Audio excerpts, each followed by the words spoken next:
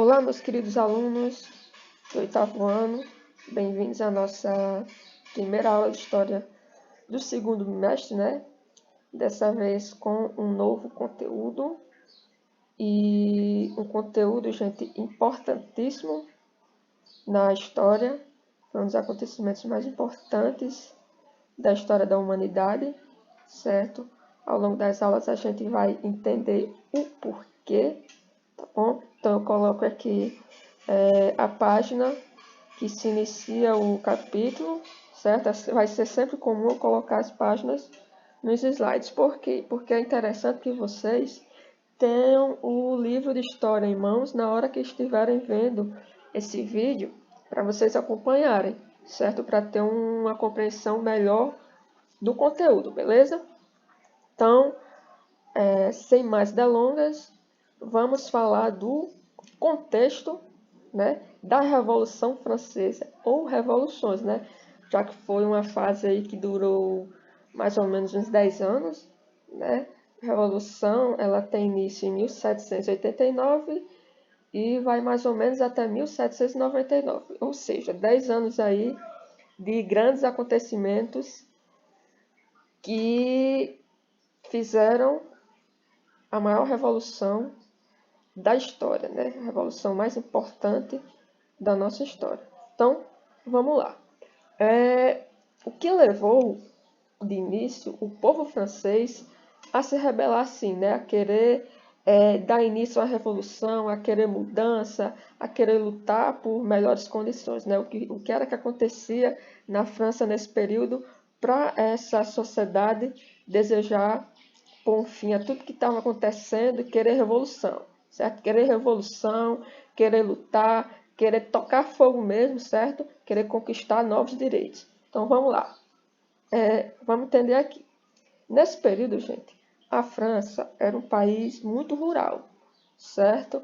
E além disso, ele era um país que refletia muitas desigualdades sociais, né? E essas desigualdades geravam uma divisão de classes. Então vamos entender. Basicamente, a França ela era dividida em 3 classes sociais, certo? Nesse período aqui eram chamados de 3 estados. Então, o primeiro e o segundo estado diz respeito ao clero e à nobreza, certo? Então, essas pessoas, essa sociedade que fazia parte do clero e da nobreza, formavam o primeiro e o segundo estado e, gente, eram as pessoas mais importantes da sociedade, certo? Tecnicamente, as mais privilegiadas, certo? Elas que tinham mais coisas, mais bens, mais terras, mais dinheiro e, por outro lado, eram as que menos gastavam, certo? Elas tinham mais coisas, tinham mais bens, mas eram as que menos gastavam e eram as que menos trabalhavam, certo? O terceiro estado, e último, ele era composto por trabalhadores, camponeses, burgueses, né?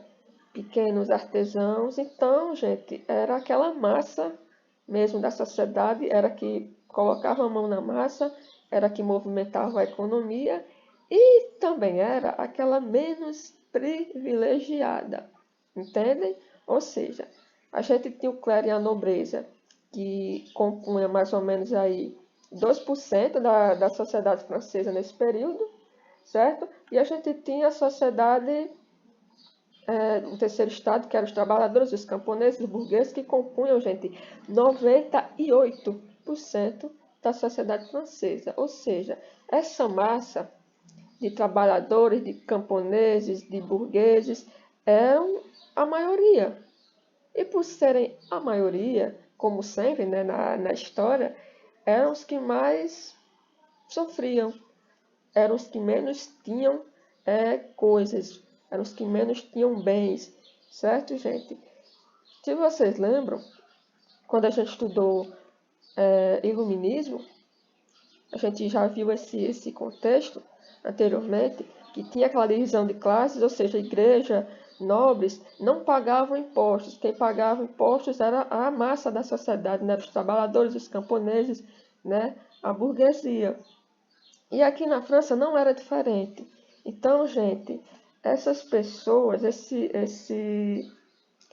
essa divisão, esse terceiro estado, eram que pagavam os mais altos impostos, certo? Eles pagavam tanto imposto, gente, que chegavam a passar fome, certo? Que chegaram a viver em situação precária de extrema pobreza, porque quase tudo que eles conseguiam arrecadar era para pagar de imposto ao rei, certo? A nobreza, ou seja, era para sustentar o luxo da nobreza e do clero, né, que passavam um dia lá nos seus castelos, né, comendo ali uma coxinha de frango, um piruzinho, todo mundo boa, bebendo um vinhozinho do bom, né, sem fazer nada o dia todo, enquanto os lascados dos trabalhadores, dos camponeses e dos pequenos burgueses estavam lá trabalhando, estavam lá movimentando a economia para sustentar a vida boa do primeiro e do segundo estado, né? Então, gente, esse modelo, né, desigual, ele gerou uma crise orçamentária enorme na França, certo? Porque além disso tudo, além dessa desigualdade, a França também nesse período estava vivendo uma crise política e econômica muito grande, certo? Então isso juntou, acabou juntando com essa desigualdade e acabou causando uma tensão, certo?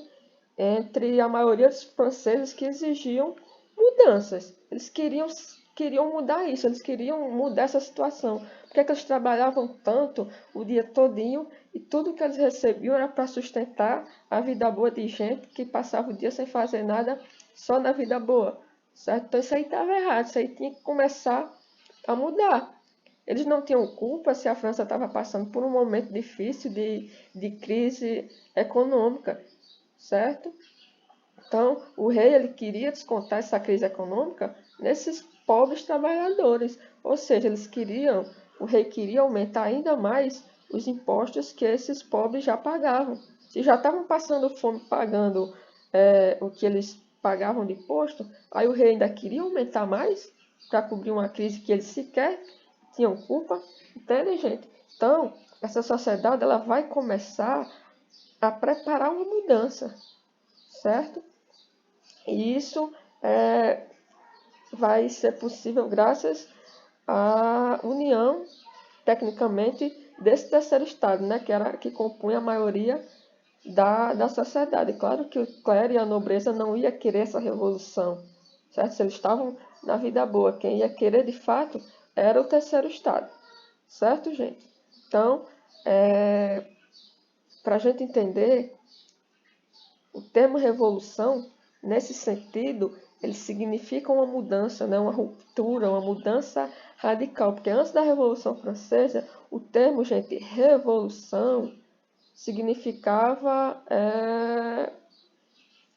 um planeta, por exemplo, girando ao redor do outro, né? Um movimento de um astro ao redor do outro. Depois da Revolução Francesa, esse termo revolução ele passa a ter um novo significado, né? Ele vai significar ruptura, ele vai significar mudança radical, acontecimento radical dentro de uma sociedade, né? Que vai mudar uma sociedade radicalmente, certo? Então, nas próximas aulas, a gente vai ver como foi que aconteceu essa revolução, o que foi preciso, o que foi que o rei fez, o que foi que a nobreza fez para querer conter, né, essas pessoas que estavam querendo se revolucionar. Será que teve um final feliz? Como foi que o rei terminou? Como foi que a nobreza terminou? Certo? Então, gente, quem gostou, dá joinha no vídeo, se inscreve no meu canal e até a próxima aula, beleza? Tchau!